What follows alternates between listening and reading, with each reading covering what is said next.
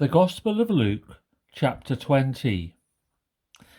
Now it happened on one of those days, as he taught the people in the temple and preached the gospel, that the chief priests and the scribes, together with the elders, confronted him and spoke to him, saying, "Tell us, by what authority are you doing these things? Or who is he who gave you this authority?" But he answered and said to them, "I also will ask you one thing, and answer me.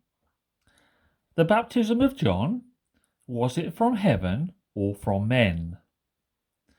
And they reasoned among themselves, saying, "If we say from heaven, he will say, why then did you not believe him?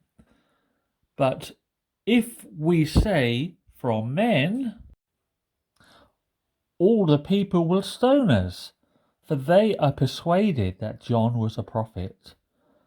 So they answered that they did not know where it was from. And Jesus said to them, "Neither will I tell you by what authority I do these things." Then he began to tell the people this parable.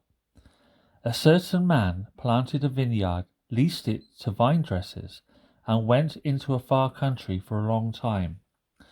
Now at vintage time he sent a servant to the vinedressers, that they might give him some of the fruit of the vineyard. But the vinedressers beat him and sent him away empty-handed. Again he sent another servant, and they beat him also, treated him shamefully, and sent him away empty-handed. And again he sent a third, and they wounded him also and cast him out. Then the owner of the vineyard said, "What shall I do? I will send my beloved son. Probably they will respect him when they see him." But when the vinedressers saw him, they reasoned among themselves, saying, "This is the heir. Come, let us kill him, that the inheritance may be ours." So they cast him out of the vineyard and killed him. Therefore, what will the owner of the vineyard do to them? He will come and destroy those vinedressers and give the vineyard to others. And when they heard it, they said, "Certainly not." Then he looked at them and said, "What then is this that is written? The stone which the builders rejected has become the chief cornerstone. Whoever falls on that stone will be broken, but on whomever it falls, it will grind him to powder." And the chief priests and the scribes that very hour sought to lay hands on him, but they feared the people, for they knew he had spoken this parable against them.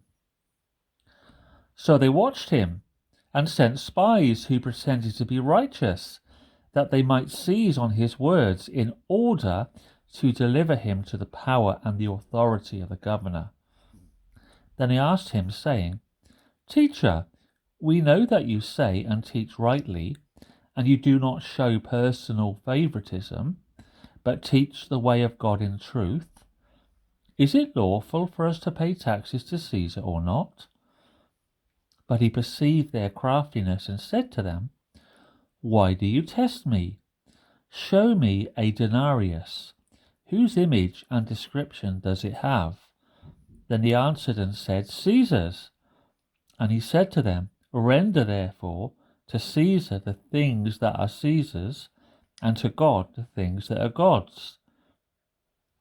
But they could not catch him in his words in the presence of the people, and they marveled at his answer and kept silent. Then some of the Sadducees, who denied that there is a resurrection, came to him and asked him, saying, "Teacher, Moses wrote to us that if a man's brother dies, having a wife, and he dies without children, his brother should take his wife and raise up offspring for his brother. Now there were 7 brothers, and the first took a wife and died without children. And the second took her as wife, and he died childless. Then the third took her, And in like manner the 7 also, and they left no children and died. Last of all the woman died also. Therefore in the resurrection whose wife does she become? For all 7 had her as wife. Jesus answered and said to them, the sons of this age marry and are given in marriage. But those who are counted worthy to attain that age and the resurrection from the dead neither marry nor are given in marriage. Nor can they die any more, for they are equal to the angels and are sons of God, being sons of the resurrection. But even Moses showed in the burning bush passage that the dead are raised when he called the Lord the God of Abraham, the God of Isaac, and the God of Jacob.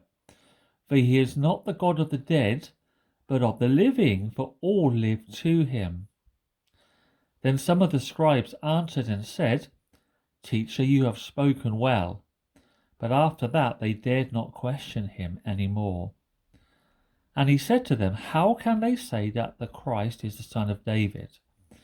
Now David himself said in the book of Psalms, the Lord said to my Lord, sit at my right hand till I make your enemies your footstool. Therefore David calls him Lord. How is he then his son? Then in the hearing of all the people, he said to his disciples, beware of the scribes who desire to go around in long robes, love greetings in the marketplaces, the best seats in the synagogues, and the best places at feasts, who devour widows' houses and for a pretense make long prayers. These will receive greater condemnation.